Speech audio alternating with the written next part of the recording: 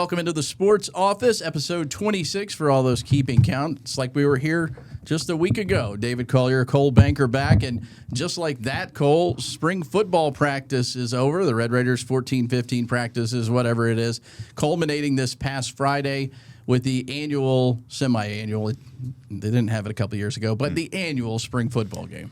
Yeah, and with it, the first chance for Red Raider fans to get a look at some of the new players becoming an annual tradition where the teams are so different, makes sense to follow the spring game a little bit. And, of course, no one more important than Brendan Sorsby, seeing him all geared up in a Texas Tech uniform for the first time at Jones AT&T Stadium. We saw him on Friday night. Jacob Rodriguez was there as well. We'll talk about him as he prepares for the NFL draft later in the show. Up and down day for Sorsby. Had a couple of picks early on.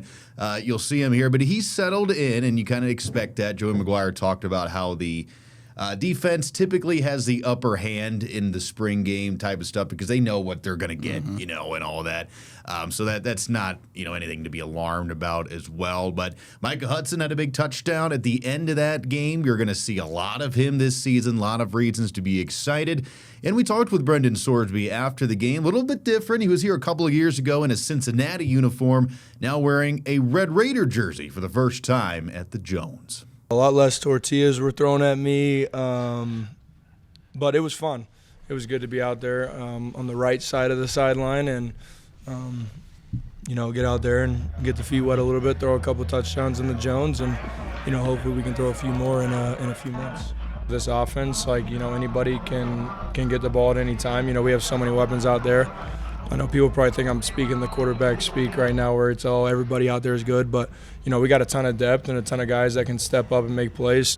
Yeah, I had a friend tell me that Brendan Sorsby looks really good in red and black. I guess you just meant this version of the red and black. Final thoughts from the spring?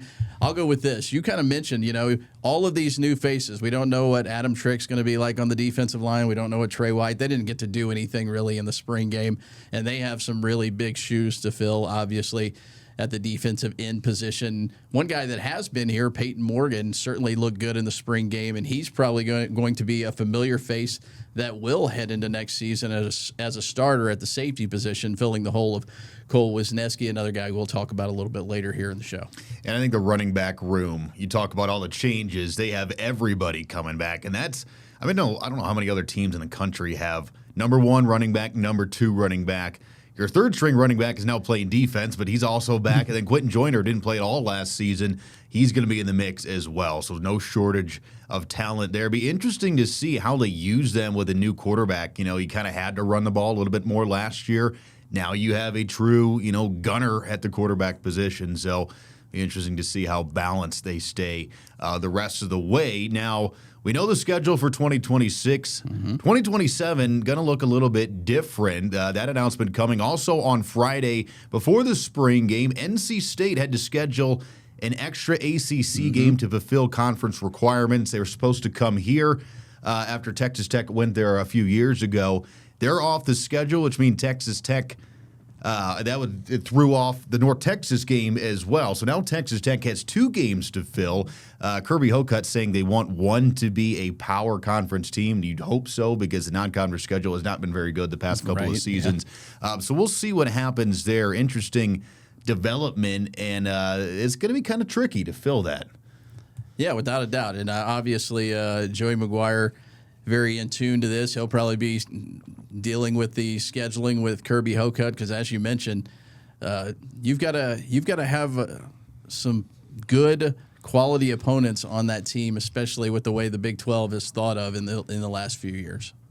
I'm hoping that it gets pushed to 24 teams in the playoffs because that forces us to renegotiate a TV contract when it comes to CFP, which I think once that happens, we can get football back in the first semester, or at least like it used to be that first or that whatever that second Monday in January was.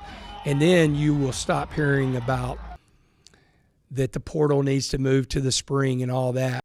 Obviously, the big development, if you will, or a big thing happening this week in the football world is the NFL draft. Maybe the deepest Red Raider draft pool we've seen in the past couple of decades. We'll talk about that later in the show. But coming up next, a lot of movement in the Texas Tech basketball world as well. We'll talk about some of the new players coming in and some coming out through the transfer portal. Coming up when the Sports Office returns.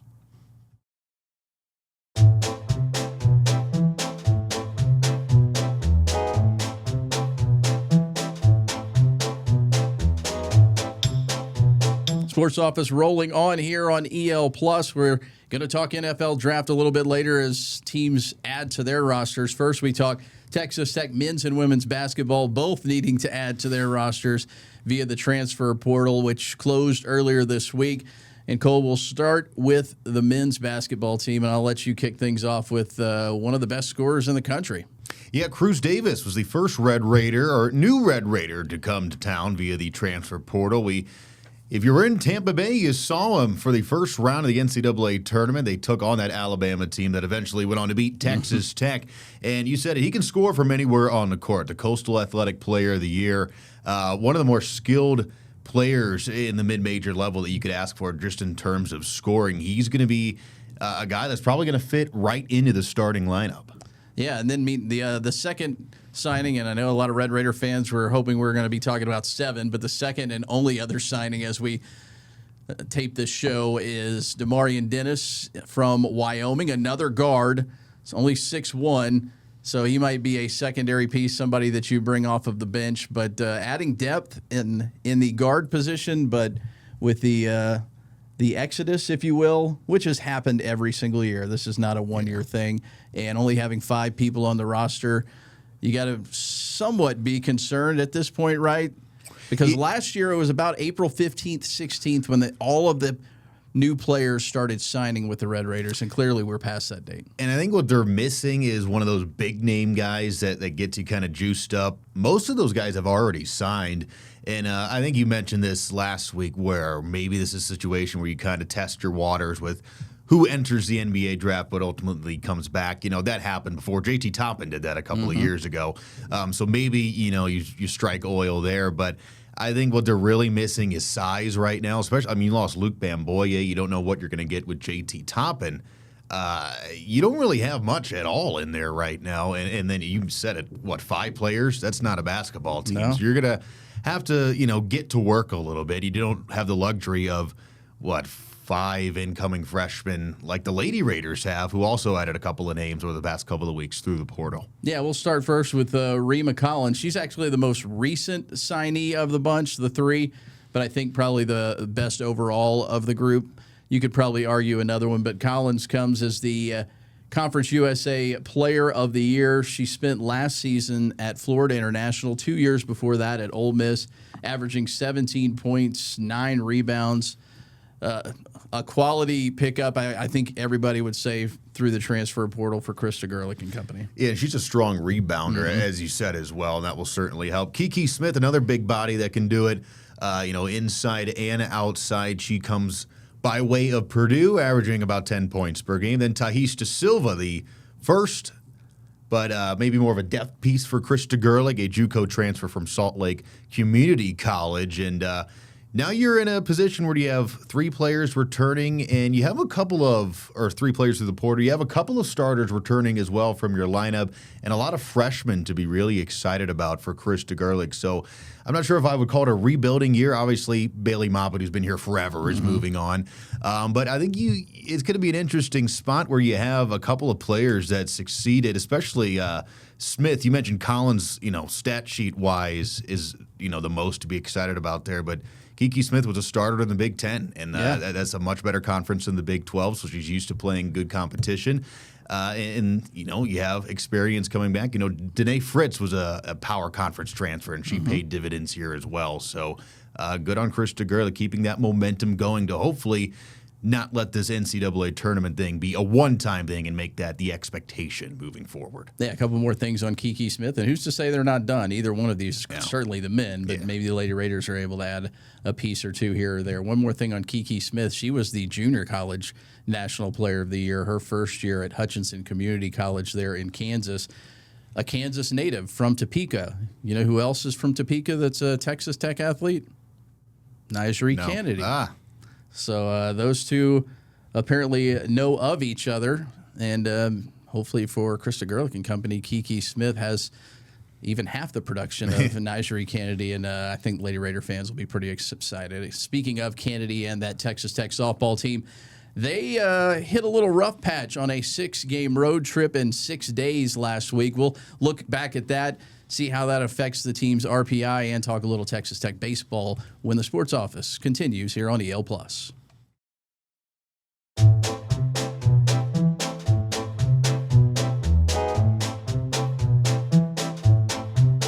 Welcome back to the Sports Office. Cole Banker, David Collier here. We mentioned Nyjari Kennedy a moment ago. Her and Texas Tech softball still on the road. They got a little bit of a break after that 6-game road trip, David, that clearly took a little bit out of them, stumbling not once but twice through 6 games in 6 days. Yeah, you knew you were going to lose a handful of Big 12 games, maybe 3 or 4, and this, unfortunately, for the Red Raiders was the second one of the season, and it kind of started off bad there on Saturday.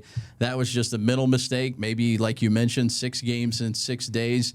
Started to have a lapse for Jerry Glasgow's squad, not playing great defense, not hitting the ball like we've seen all season long. The pitching's still really good, but not getting the offensive numbers that they had been. And then, you know, Texas State, which was the last game on that road trip, they go there and get shut out by the Bobcats, which, you know, you look at it and you're like, oh, that's a bad loss. Any loss at this point, if you want to host a super regional, is a bad loss. But that team, that was their 3rd ranked win of the season, and clearly they were ready and upset-minded. But as we mentioned, right now, this softball team, Cole, ranked anywhere from 2 to 5th in the different polls. But the most important thing at this point of the year, as you get towards the end of the year, is the RPI in softball. Traditionally, the top 16 teams in the RPI are kind of slotted that way when it comes to postseason rankings. And the top 16 obviously host a regional, then the top 8 would host super regionals. The Red Raiders currently 12th. And with what's in front of them, might be pretty difficult to climb out of that hole if they want to host a super regional. We had a chance to talk to head coach Jerry Glasgow about that earlier this week. I think it's very important. We finished strong down the stretch. You always want to finish at the end of the year on a positive streak and have a high win-loss percentage the last 15, 20 games a year going in, so the committee realizes you're playing well. But then RPI at this point in the season, it's kind of out of your control. It's up to you. You know, you control 25% of it, what your one-loss record is. The other 75% is based on what your opponents do, and not a lot you can do about that.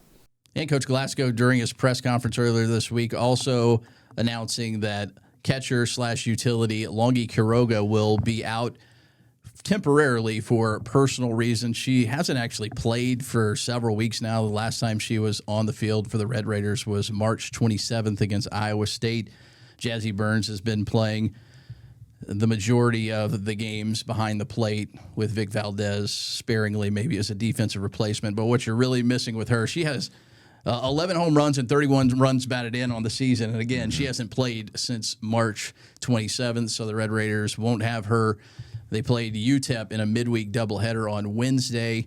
They will hit the road and finish up an 11-game road trip is what it will eventually be against an Arizona State, depending on which poll you're looking at, is either ranked or just outside the rankings. We kind of go back to that RPI thing. But you heard Coach, you got to win every single game at this point if you want to have any chance at hosting a super regional. And one of the few remaining not necessarily a resume booster, but, to play a ranked team, you don't get many of those opportunities in the Big 12, and you certainly want to take advantage of as many as you can. Switching to Texas Tech baseball, going the opposite direction. 5 straight losses until Tuesday night. They got things turned around with a 13-3 win over Tarleton State in 7 innings. The news for the Red Raiders, Jesse Rusnick, pitcher, outfielder, one of the, having a great breakout season as a freshman and doing it, on the mound, at the plate. He is going to miss at least a week. That's according to D1 Baseball. Watching that game on Sunday, you could see him kind of grabbing his back, had to be removed from his start in the 3rd inning, gave up 6 runs. So clearly everything wasn't right there. And, given Texas Tech's record, you hope that we see him back at some point this season. You mentioned the record, 21 wins. It is more than last season, so you have that going for you, but certainly expectations, you would hope that would happen to get 20 wins in a season based on where things have happened or where things have gone in the previous year to the Tim Tadlock era, but things sliding now, and they do snap a losing streak, but they now face Oklahoma State, who is going to be a challenge for the Red Raiders, especially that pitching staff that has struggled and now will be down another starter potentially for at least a weekend. Yeah, I think they have Oklahoma State, Cincinnati, and BYU left on the schedule. Texas Tech right now 12th in the Big 12, and only 12 teams make it to this year's Big 12 tournament. Its first year there in Surprise, Arizona, so going to have to hold on if you want to continue play in the postseason, or at least the Big 12 postseason. I think we can all agree at this point, probably going to have to win the Big 12. Yeah. Well, let me rephrase that. At this point, you're going to have to win the Big 12 tournament if you want to play in any postseason. All right. Texas Tech football team made it to the postseason, the real postseason for the first time in program history, and a lot of the reasons why. We'll hear their names called in the NFL draft this week. We'll discuss that when the Sports Office continues.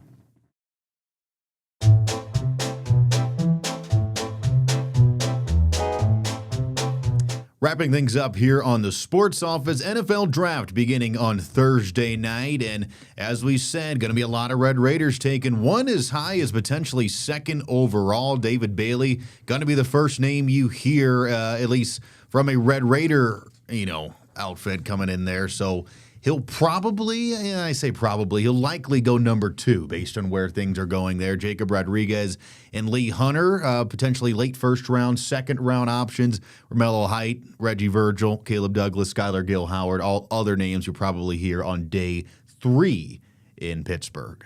Yeah, going back to David Bailey, you would think that he would go number 2 overall.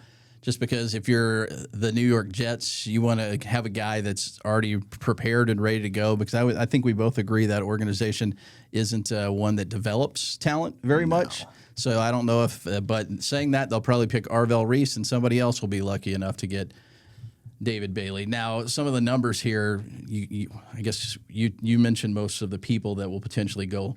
We're hoping, potentially Baron Morton. I guess I'll ask you this. Over under 6.5 Red Raiders that are drafted when all is said and done and the dust settles after 7 rounds. I will take the over, and I think the 7 names I listed, so those 4 defensive players, Bailey, J-Rod, Hunter, Romello Height, will probably go first 3 rounds safely. Yeah. You figure Reggie Virgil and Caleb Douglas probably will go on day 3 at some point, and you hope to hear Skylar Gill Howard's name at some point late in the draft. He has the injury concern. Same story for Baron Morton. But we will see there. So you have 8 right now? Is that my math? Baron Morton, I think conservatively 7 with Gill Howard in there. I think I like that. Morton got invited to the NFL Combine, and there's not a lot of quarterbacks in this NFL draft outside of Fernando Mendoza.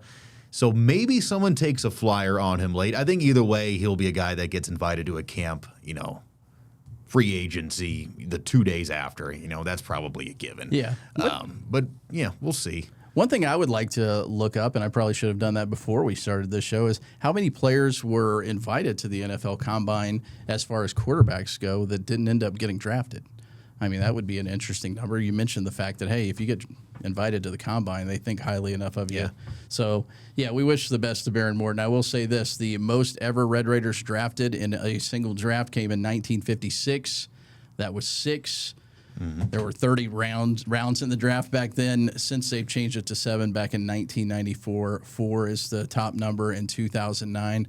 We've also had 9 first-round picks, so David Bailey will be number 10 in program history.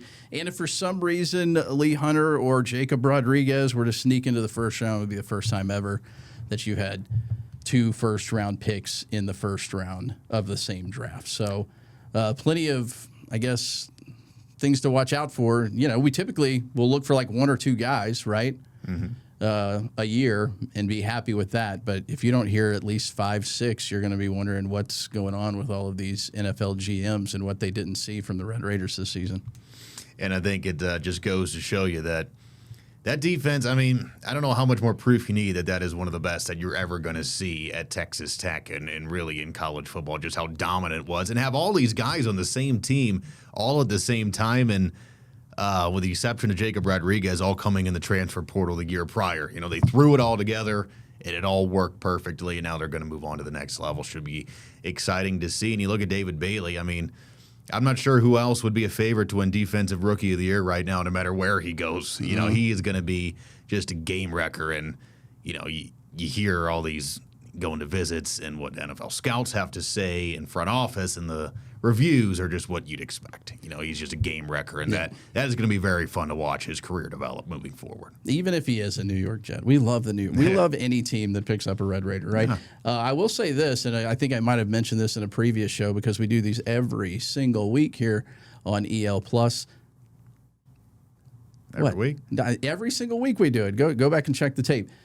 Fernando Mendoza will not be in Pittsburgh for the NFL draft. So if David Bailey does go number 2 overall, he will be the first player to walk the stage at the NFL draft there in Pittsburgh. Hug old Roger Goodell. Yep. All right, we're going to hug it out here. Our producer hasn't told us it's time to leave, but we've said all we can say this week. It's time to go. We got work to do. Thanks for watching the Sports Office on EL Plus.